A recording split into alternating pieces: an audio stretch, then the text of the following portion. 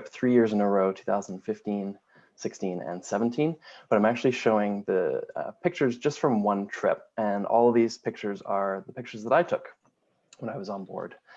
So you'll be able to relive my trip with me. I think we're all here dreaming at home about traveling again. So thanks for tuning in, and we'll take off here. We have a 17-day expedition that we're looking at, and this is a trip that goes into the Northwest Passage, and that's actually the trip's name. This starts in Greenland. We fly up from Toronto, to be specific, but then we join the Ocean Endeavour, so this is the vessel that we're on board, in Kangerlussuaq, Greenland. The trip finishes in Kugluktuk in Nunavut in northern Canada, and for this trip we flew down to Edmonton. So I'm going to be taking you through the various different places that we went to. I'm going to start with a little bit of history, and then I'm going to do a day by day.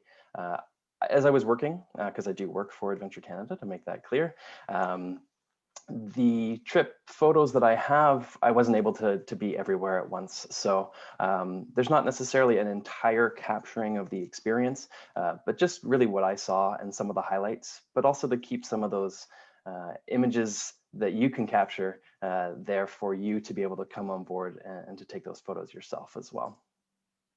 So a little bit of the history. This is a fabled route, the Northwest Passage. Back, I guess, when they were building ships, they figured as they were starting to explore, when John Cabot and the early explorers were starting to map out the world, they went up the St. Lawrence, the Gulf of St. Lawrence, and they thought that they had found the Northwest Passage. So this in the 1400s and the 1500s, Sir Francis Drake actually did discover the eastern opening to the Northwest Passage, as well as Sir Samuel de Champlain in the 1600s. But really it wasn't until the 1800s that we actually started to get attempts to be able to go right the way through.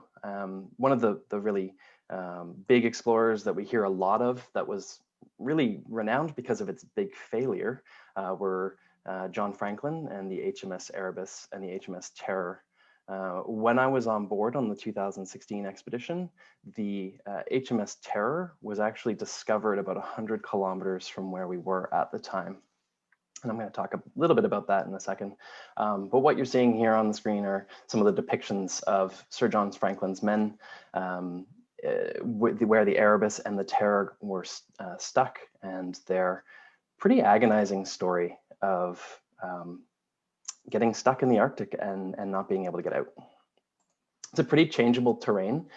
This is a 2013 NASA image of the Northwest Passage. So we have Lancaster Sound here going through. That's the main path through the Northwest Passage. And you can see how much ice is built up there. This is August 2nd of 2013. So this is midsummer.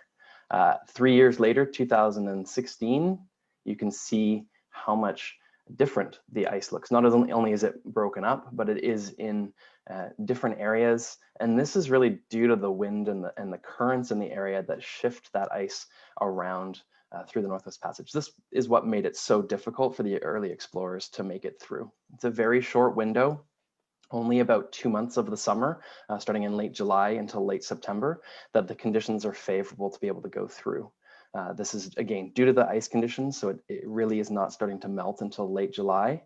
And then it starts to freeze up pretty well right behind us as we finish our season out of the Northwest Passage in late September. So just briefly touching on the Ocean Endeavour, this is an ice class vessel. It is necessary to have an ice class vessel to go through areas like this. So it's a ship designed for polar travel. The capacity for passengers is 198, and we have 20 Zodiacs on board. So those 20 Zodiacs allow us to go from the ship to the shore, and that's going to happen pretty well every day and sometimes 2 times a day. There's a capacity of 10 people plus a driver on the Zodiac, and they are very sturdy, very maneuverable, and they have a very low draft. And that low draft allows us to get into very shallow waters, and also just to be able to pull up onto a beach and then get onto the land. And the ship also obviously has a crew on board, and we have a large number of staff for Adventure Canada that are your resource staff for the trip. So they're going to be out on the deck of the ship looking for birds, talking about the wildlife you might see, a large team of 30 to 35 resource staff. You can actually see one of our researchers in the background, Matthew English, right here. He's doing a bird survey at the time. So there's a lot of different interesting things that you're going to be seeing, but also learning about in the different presentations that happen on the land, on the deck, and in the lounge as well. So 17 days. This starts in Western Greenland and finishes in Nunavut. We're above the Arctic Circle almost the entire time. And we get up to almost 80 degrees north, about 79 degrees north is the maximum that we reached on this trip. I'm going to start with just talking about the 3 locations on the west coast of Greenland there. So Sisimiut, Ilulissat, and Karat Fjord, actually Uummannaq Fjord. And I'll start with Sisimiut. So Sisimiut is a community. It is the 3rd largest community in Greenland. And it's very, very beautiful. It's colorful, as you can tell by the picture here. And the little background on the colorful houses, they were traditionally painted based on the person who lived inside their occupation. So if you were the school teacher, you might be living in, or all school teachers would be living in the house that was painted, say, yellow. I don't know the actual colors, but they painted their houses so that when you came into a community, you'd know where the doctor is, or where the school teacher is, or where the food is probably. That's probably where you wanted to know, the restaurant. Walking around Sisimiut, we came across some beautiful horses, very similar to the Icelandic horses in their beautiful blonde mane. There aren't many horses in Greenland. There are actually considerably more huskies and sled dogs. In fact, in Sisimiut and in Ilulissat, the number of people living in the community is about comparable to the number of sled dogs in the community. As we came back to the Ocean Endeavour in Sisimiut, there was a display by a kayaker, and this gentleman in the traditional kayak and traditional clothing was showing us all of the different ways to roll a kayak. So I can't remember the exact number, something like 60 or 70 different, maybe even more than that, different number of rolls that he was doing. He was in the water for probably about 25 or 30 minutes, continuously rolling. Unbelievable. I certainly got cold just watching, but he was in there demonstrating the traditional way that you would roll a kayak back up, right? Moving from Sisimiut, we go along the coast to a place called Ilulissat. Ilulissat is a UNESCO World Heritage Site. It is the 3rd largest city in Greenland, Nuuk being the largest at about 17,000. Ilulissat is 4,600 or so, and there's about as many sled dogs in Ilulissat. The UNESCO World Heritage Site is what you're looking at in this picture. So you may have noticed a couple of humans here on the screen. That gives you a sense of scale of how large the ice field is here. So Ilulissat is just down the fjord, about 40 kilometers or so from Jakobshavn Glacier. This is one of the fastest moving glaciers in the world, pumping out an unimaginable amount of ice every year, typically in the summer when it's moving a little faster as it's a little bit warmer. We're about 250 kilometers north of the Arctic Circle here. And this is the most popular site in Greenland, and this is the main area that people come to Greenland to see the incredible glaciers that calve off of that, incredible icebergs that calve off that Jakobshavn Glacier, which means that Ilulissat is the most popular destination in Greenland. It's also the principal industry of that community. So we have typically a double landing day here. We will do a Zodiac cruise out and around the ice. So this will allow us to get right up close to those icebergs, lots of different bird species that are there, as well as very commonly humpback whales that are feeding on the marine life that lives right in these nutrient-rich waters. That glacier, about 45 kilometers or so up the fjord, it's pushing out a bunch of glacial till as these icebergs come down the fjord. And that glacial till is quite rich in nutrients. And that's why you get all the little microorganisms, and then you have the krill eating those. And then you have the larger fish, and then you have the humpbacks, that whole circle of life right here at that moraine at the edge of the fjord. The other part of the day is to go into the community of Ilulissat and to go up to the UNESCO site to have a view down, as you saw in that previous picture, a view from the UNESCO site down to that ice-filled fjord. As we leave Ilulissat, we head out and up the really beautiful coast of Greenland, absolutely spectacular. You're going to probably wonder about those icebergs, because there are a lot of icebergs that come out of Ilulissat, and those icebergs are actually heading north out of Ilulissat. So they follow the currents. So they're actually following us as we head north, and they go up through Disco Bay, which is where we just were outside of Ilulissat. It's where we have our disco party in Disco Bay. And that's why the next morning when we woke up after our disco party, we had an incredible sighting of these icebergs that had come out of Ilulissat, out of that, or off of that Jakobshavn glacier, and then they're bumping up along the coast heading north. So a few of my favorite, here we can see some ice refreezing in an iceberg. So typically when you see the dark blue cracks, that's a crack that opened up and water was going through it, and then refroze, and that's why it's so dark and dense. And you can see the weathering of the iceberg on the bottom right here. Typically, when you see weathering like that, it's actually because that iceberg used to be upside down, and that is the air bubbles going up along the side of that iceberg. Really fascinating things, and pretty much everything that I'm telling you today, I learned from the resource staff on board of our ship. So incredible resources, incredible people that know a lot about the Arctic. So going from Ilulissat up through Disco Bay, we head into Uummannaq Fjord, and this is a landing at Carrot Island, Carrot, K-A-R-R-A-T, not carrot as an orange vegetable. And you can see the scale here of how incredibly large the area is, not just the large icebergs. The Ocean Endeavour there is 137 meters long, and you can see a Zodiac as well. And then you can see the size of some of these icebergs in that fjord. You know, it's comparable to about half the ship, probably much larger over here. And we're looking at about 5,000 feet up to the peaks on the side of the fjord here. We will be landing on the island here off of the Ocean Endeavour using those Zodiacs. And then there were a variety of different hikes that were offered. I was on the long uphill strenuous hike. So this ended up being about 13 kilometers and quite a bit of gain. However, there were multiple different options for the passengers. So anywhere from a few hundred meters walking along with no elevation gain up to this longer hike with a couple options in between. And it's beautiful. It's, you know, it's the Arctic tundra in the summer. So you have a wide variety of colors.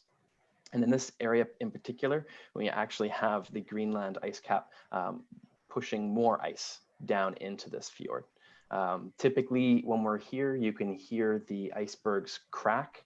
It sounds like a shotgun, and that's because as they're warming up, they're starting to break apart, and you can hear that frequently throughout the day when we're in this particular fjord. The resource staff, as always, are going to give you lots of different things to see and to hear about, but you can also sometimes try. So this is some food to try. This is caribou meat that is dried typically outside in the sun during the day, and the passengers were then able to try some of that dried caribou. Again, heading north. I would call this a sunset photo, but of course we're far enough north that the sun doesn't set. This is the sun at about its lowest point. This would be somewhere around 2 in the morning. Of course, you can't see the sun, but it's a little bit to the left, to the west. Absolutely stunning colors when you have a sun so low in the sky for such a long time. For any photographers that are listening, that golden hour gets stretched out to about 4 to 6 hours. Really, really amazing for taking photographs. So I mentioned Uummannaq. Umanak Fjord, and this is the community of Umanak. This was my first time landing in Umanak. Again, the scale of the ocean endeavor to the small pieces of ice floating around in the harbor. This particular day, you can just see where we were landing. It's just in and around here at in the harbor, quite full of ice. So it was quite fun pulling in through the ice to be able to land in the community. We had a tour around. The choir was singing for us in the church. There is there is an orphanage that we actually go to as well, and they did a performance for us as well. Really, really great place to walk around. This was, as my first time there, I was actually able to have some free time. And don't worry, it's just a little cap gun, but this was the youngster that I ran into on my walk. And I took a picture of my first time seeing cotton grass. So this is an Arctic plant that grows pretty much above the Arctic Circle. A little further along, there were some Arctic char drying. This is one of the main staples in their diet is fish, and Arctic char being one of the main fish that they can catch up there. Very similar in look to salmon, but not quite the same flavor. So it's a pink fish, but it has an incredibly light flavor. Really, really nice. I really like Arctic char. Okay, so we've gone from the fjord here out of Kangerlussuaq to Sisimiut. We went up into Disco Bay and to Ilulissat. We headed up into Umanak Fjord and to Karat Island, as well as to Umanak.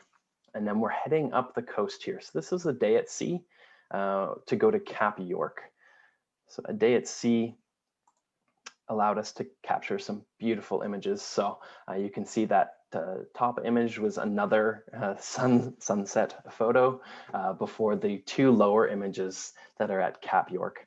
This was a bit of a cooler day, a bit misty, shrouded in fog, but very beautiful out on the tundra. Really, really quite a unique place to go to. I don't have too many other images of this. I actually was on boat duty, so I was hanging out by the boats, by the Zodiacs that day. But I did actually get out the next day when we went to a place called Ita. So this is quite far north. This is about as far north as we get on this journey. It's maybe difficult to see, but if your screen is large enough, you can see the Ocean Endeavor in the distance from our landing spot where I'm standing when I took this photo. And you can see a peak here, and that is Canada. So we're standing on Greenland. We're looking across, we're about 78.5, 79 degrees north here, and we're looking across to Ellesmere Island. This is the first glimpse of Canada that you'd get when you're in Greenland, as it's only about 100 kilometers away or so. Absolutely breathtaking, really, really stunning location. The side of the fjord that you can see here, the reason it's so orange is because of the lichen that are growing on the rock that are south facing, and they get the sunlight. The other side of the fjord is very dark and quite a different color. So you can see our landing spot here. You can see the couple little buildings. Those are sod huts, or traditionally sod huts. And then you have a little more modern hunting building there for the hunters to sleep in. This is a hunting outpost. And what we do here is head up towards Brother John Glacier. So this is the passengers heading up towards the glacier, having a little bit of a packed lunch. Sitting out, taking a look. You can actually go right up to the glacier. It's hard to see, but there are people right here going up to touch the glacier. We had muskoxen on the way in, and we were treated to muskox as we were sitting here eating our lunch. And here is one of the photos that I took of the muskox on the left. It is a hunting outpost, and so that is also why there is a dead muskox there. We actually learned later that this was likely just a juvenile muskox that may have succumbed to the elements, so it wasn't actually hunted. And then in the top right image, we have a gyr falcon that was spotted by our ornithologist. Not the best photo, but as we were leaving in the Zodiac, I spotted an Arctic fox that was running along the side. So hard to capture. They're running really quickly, and it was quite small in the distance, but that's the Arctic fox of the day. And then I talked about seeing Canada from Ita. This is Ellesmere Island, looking across as we were heading over from Greenland, making our way over to Grise Fjord to pass through customs. So we just went from Cap York up to Ita, and we could see Ellesmere Island from there, and then over into the night we headed down into Grise Fjord, which is on Ellesmere Island. Grise Fjord has, I guess I could say, an interesting history. There are 130 people or so living there currently. I actually have a Facebook friend, Jimmy Havoc, who is on, he's on Facebook regularly, and he lives in Grise Fjord, and you can see the updates.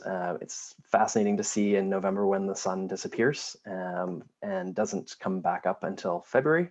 But when we were there at the time, they were making hay, not literally, but they were out all day long, you know, fishing, hunting, doing everything they could because it was 24 hours of sunlight. The history of the community, as I mentioned, this was a forced relocation by the Canadian government. So in the 50s, the Canadian government wanted to have a presence in the Canadian Arctic, and they forced Inuit families from Enujiwak in Quebec to go up to Grise Fjord, a place they'd never lived, to settle there and try and get by. And they did actually move their community around on Ellesmere Island, but it's a very difficult place to live. The average yearly temperature is minus 16.5 degrees Celsius. So it's not an easy place to live, but the Inuit people are incredibly resilient and thrive in the Canadian Arctic, and that is, you know, clearly why they're still thriving today. As we head from Ellesmere Island down towards Devon Island, we pass a beautiful place called Cobourg Island. And Cobourg Island is a bird sanctuary. So this is right in between Ellesmere Island and Devon Island in Glacier Strait. And as we zoom in, you can start to see, oh, okay, there's a few birds here. Over 2 million birds on the island, and this is Cambridge Point. So this is a very important bird area. And we have black guillemot, kittiwakes, we have glaucous gulls, northern fulmars, and then lots of thick-billed murres and common murres. So as you zoom in further, you really start to get the scale of how many birds are here. Predominantly, it's the thick-billed murres that are breeding here. Typically a short breeding season. By mid-September, they will all be heading south. So Cobourg Island right here.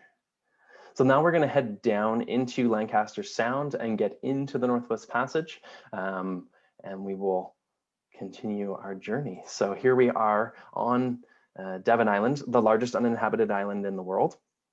Just lots of polar bears. It used to be inhabited back in the 1920s was the first settlement here. Whalers back, again in the 1920s. There was an HBC, Hudson's Bay Company trading post built in the 1930s. There was another forced relocation here in the 1950s, and it was then also an RCMP outpost. There are only a couple of the buildings remaining, but one of the best preserved still does have some artifacts, as you can see inside. You can even see the Hudson's Bay label on this Scotch whiskey. I wonder what the vintage is on that one. Yeah, it was closed down in the 1950s, and you'll have to come on board to know the full story.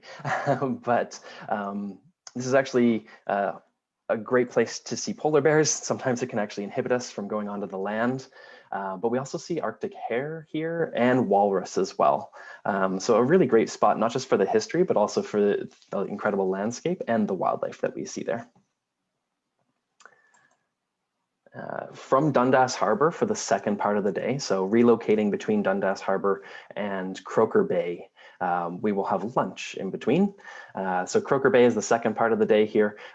Really, really incredible fjord that we head up, and you can see this Tidewater Glacier right here. And at this Tidewater Glacier is where we do a zodiac cruise. So heading right along the face of the glacier. In subsequent years, but not this year in particular, we actually had a mom and 2 cubs hunting from the ice. We could hear a growl, and we then saw the mother feeding her cubs, which was pretty incredible. That did not happen in this 2016 season, but we did see a couple polar bears along the way as we were coming out of the fjord. I should also mention the Croker Bay is a great place to do the Arctic dip, or polar dip, where you jump off of the ship and into freezing cold water. It is very cold in Croker Bay. We've had -1 degree water, which isn't even, well, it's barely possible, but it was very cold, and you're often jumping into slush-filled water, so it's very icy. And there's another angle of that majestic male polar bear. Okay, so we were on Devon Island, we were in Dundas Harbor, and then Croker Bay.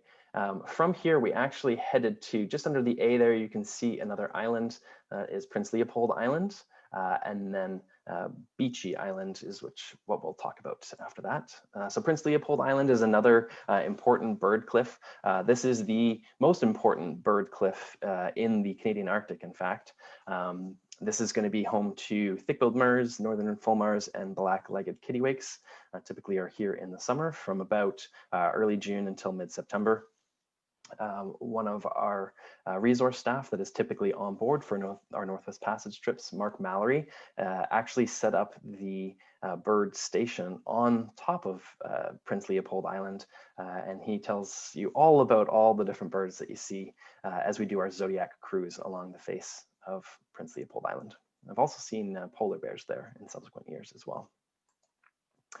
From Prince Leopold Island, this is an iPhone photo, a nice panorama.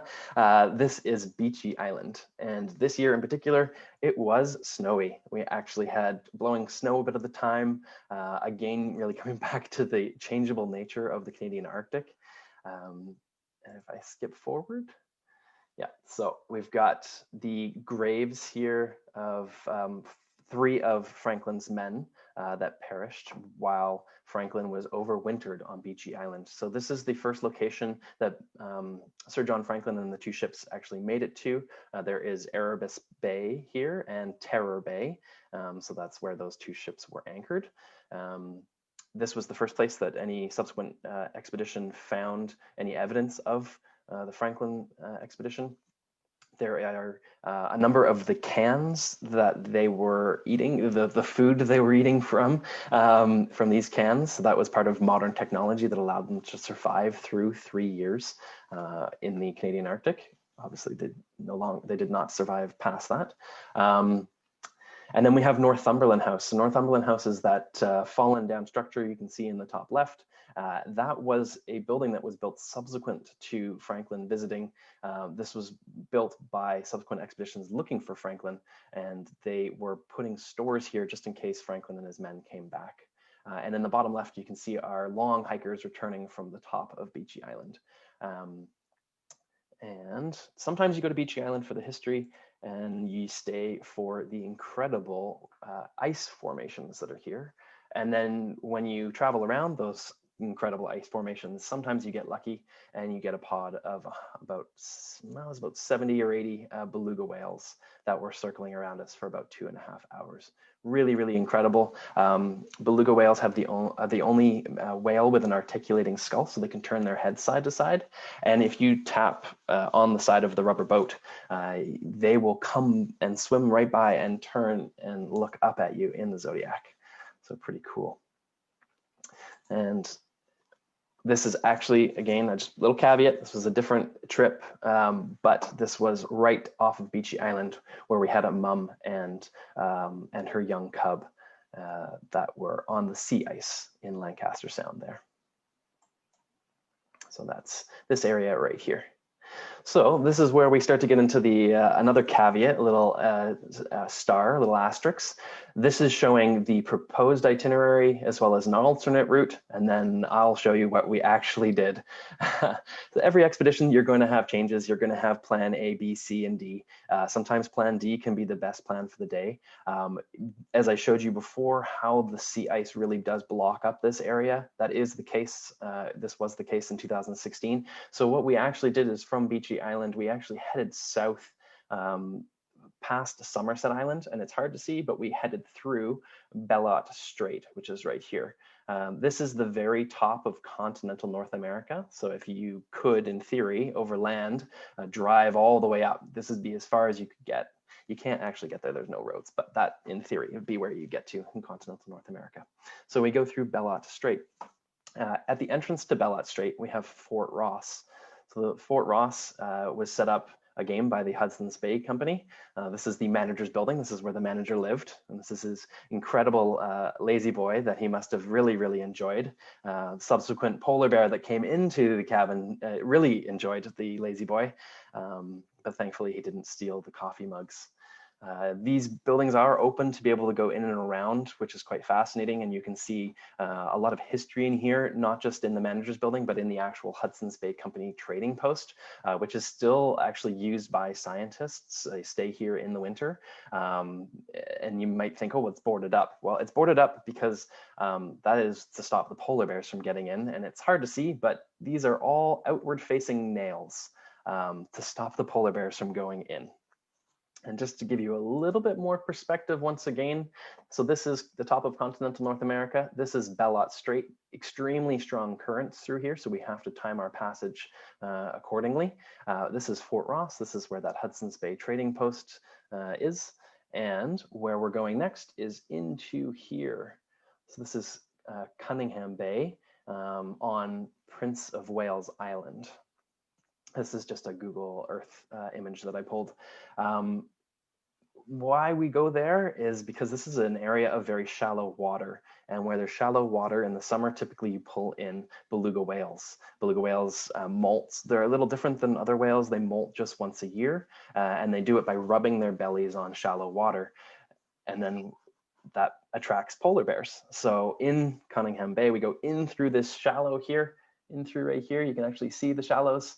And then we circle around in this, this shallow area here. And often we have polar bears right on the shore. One day, actually, no, it was this expedition. We had, I think it was about 21 different sightings of polar bears. That was an incredible day for sure. This is a mom and two cubs. Anytime you see a single polar bear, it's possible that it's a female, but more likely a male. If you see more than one polar bear, typically it is a female with her young cub. And typically if they all look about the same size as these do, they're 2.5-year-old cubs. So they're just about to go out on their own, and mom will be leaving them at that point. They just lined up perfectly for the photos. It was fantastic. Another really, really amazing thing to see in this Cunningham Bay here was moonrise at sunset. Again, this is about 2:30 in the morning, and absolutely incredible. This is an unaltered photo. That's the actual color that the land turned, and as the moon was rising. Really, really, really beautiful. So we've gone from Bellot Strait, from Fort Ross through to Cunningham Bay here, and then we're heading south, and we're going to head down to King William Island to visit Joe Haven. So Joe Haven was a really, really warm welcome. We went into the community.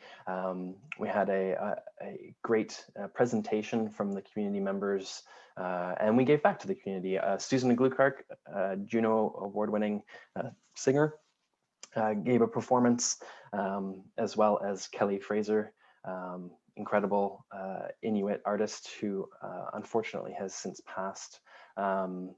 They gave performances to the community, and you can see the entire community came out. It's approximately 1,400 people living in Joe Haven.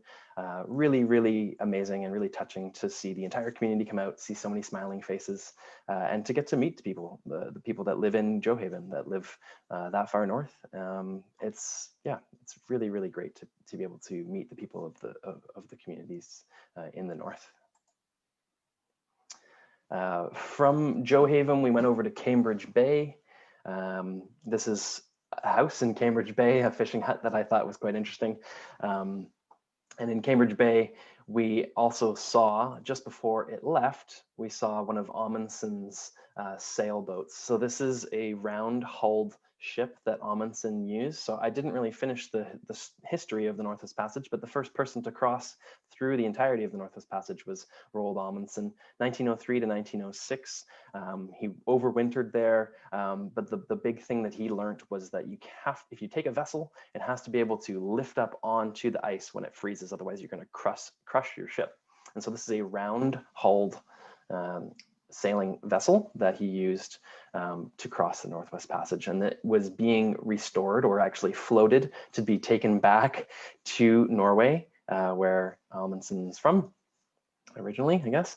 And pretty wild to have seen it being lifted up out of the water. But in 2017, we actually witnessed this ship going through Bellot Strait in the opposite direction as the Ocean Endeavour was going through. So pretty cool there. So I seem to have flown through because I'm actually almost done. This is where we're going to be stopping our expedition. From Cambridge Bay, we did continue on to Kugluktuk, which is where we flew out down to Edmonton, and that completed our 17-day expedition through the Northwest Passage. So as Captain Aldrich here is saying, thank you for joining us to hear about the Northwest Passage. And there are lots of things I didn't cover, lots of places I didn't really go into depth about. There's a lot to cover, and this was really just my experience of going to the Northwest Passage. I never thought I would go up there, and I can't wait to go back, as I would imagine all of you are eager to go travel. So thanks again for tuning in, and thanks for listening. Thanks so much, Martin. That was a great flashback for me too, and quite a few of the sightings that you saw. Of course, I was there the year later, so saw a lot of the same things, but very different at the same time.